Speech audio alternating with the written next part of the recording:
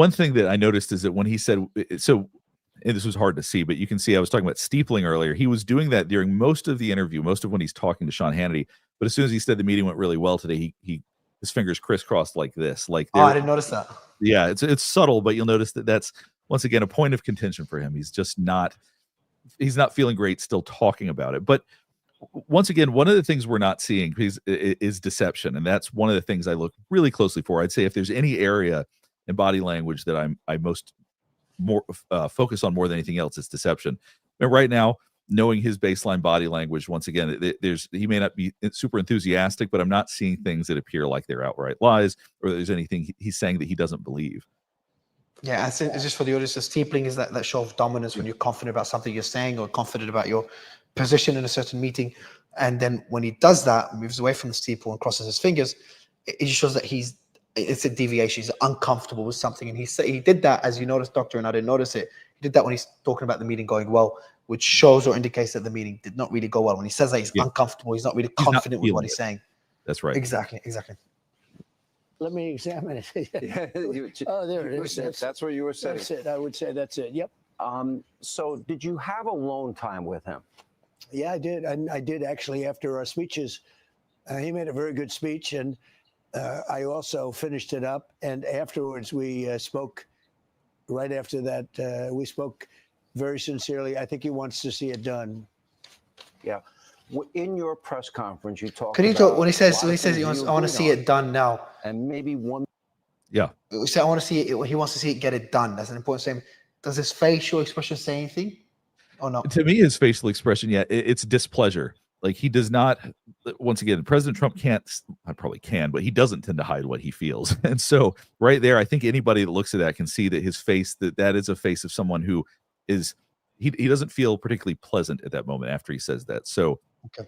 Whether or not he actually believes that he wants to get it done, maybe he doesn't believe it will get done, but there's something about that really looked unhappy. Or maybe President Putin is just not as keen, or he doesn't need to get it done as much as President Trump would like him to. Yeah. We'll go to the last clip from the Sean Hannity interview. He wants to see it done. Yeah.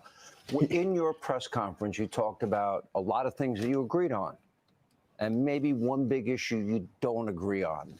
Are you prepared to go public with that? No, I'd rather not. I guess somebody's going to go public with it. They'll figure it out. But no, I don't want to do that. I want to see if we can get it done. It's not a done deal at all.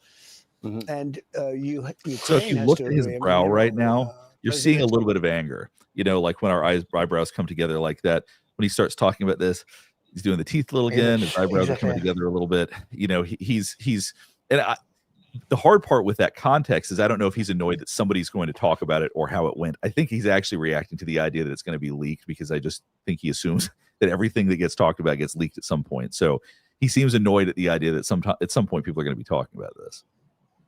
Zelensky if he's annoyed about it, it must be something not that pleasant, maybe something important. And both of them are. That's what I would think. And hopefully it can get completed. That'd be a great achievement for them. Forget about me.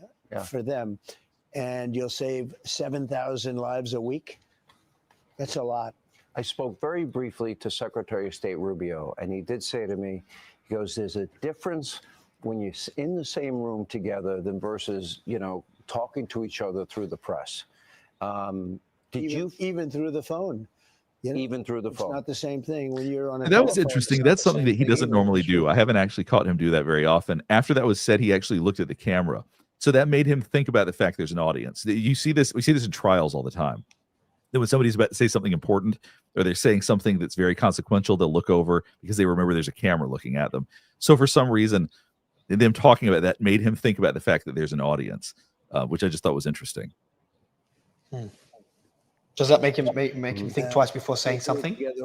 Possibly, very possibly. It makes him think about what he's going to say could be consequential or could be something that people are going to react to. I would expect that's what he was thinking. 3 hours, and it was very extensive, and we agreed on a lot of points. I mean, a lot of points we agreed on, but there's not that much. There's one or two pretty significant items, but I think they can be reached. Now it's really up to President Zelensky to get it done. And I would also say the Doing it European again. nations. This is really weird. That's it, because President Zelensky, it's up to President Zelensky to get it on. Him and Yeah. Zelensky don't get Right. along too well. But I love how he shows it so Fascinating. overtly. Let's President finish that last Zelensky to comment. get it done. And I would also say the European nations, they have to get involved a little bit, but it's up to President Zelensky. I think we are, and if they'd like, I'll be at that next meeting. They're going to set up a meeting now between President Zelensky and President Putin and myself, I guess. You know, I didn't ask you about it. Not that I want to be there, but I want to make sure it gets done. And we have a pretty good chance of getting it done. If you had to grade it on a scale of 1 to 10, so I think the meeting was a 10 You could hear in the him sense that we got along breathing great. through his And teeth when he was asked that question. They asked him to rate it, and he doesn't want to. That was the rate. That breathing is the rating. That was the rating. Yeah, that's absolutely right. Let's see what it is. You know, two Go back to the rating. big powers get along, especially when they're nuclear powers. You know, we're number one, they're number two in the world, and it's a big deal. That's a big deal. You never want to even mention that word. The word nuclear. But so he said in his answer that it was a 10 out of 10. But I think in his body reaction, we immediately spotted it and go 10 out of 10.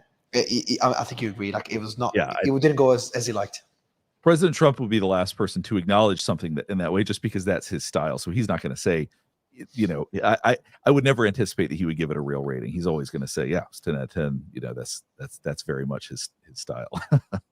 I agree. And so, Doctor, final thoughts on the meeting. My take is, I think I've said it already, the meeting did not go as well as, it didn't go horribly wrong. There was no indication that it was a complete disaster, complete train wreck.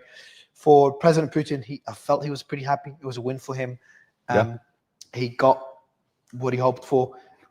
He didn't need much for a win, even if it's a small win. For President Trump, he needed a lot for a win because the expectations were high. Everyone expected or hoped for a ceasefire, and that was really not feasible. I think anyone that's really been following this, a ceasefire is not that easy to achieve, especially without Europe and President Zelensky on the table.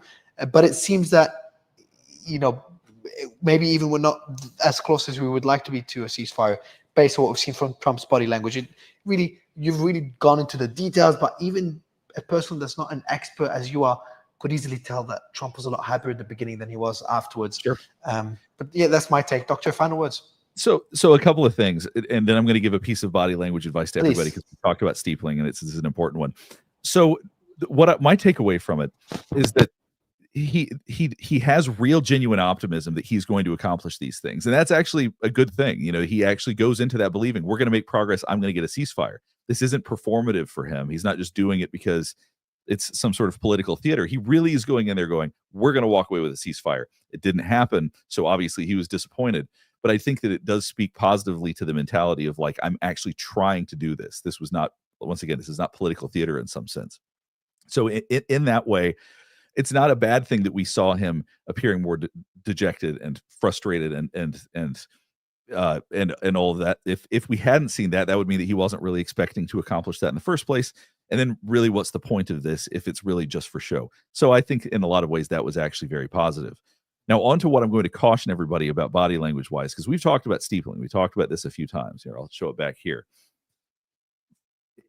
If you have earned the ability to be an expert and for people to trust you, go ahead, steeple all you want. I see Elon Musk, whenever Elon Musk talks, he does that. He does that constantly, and he's earned the right to. He's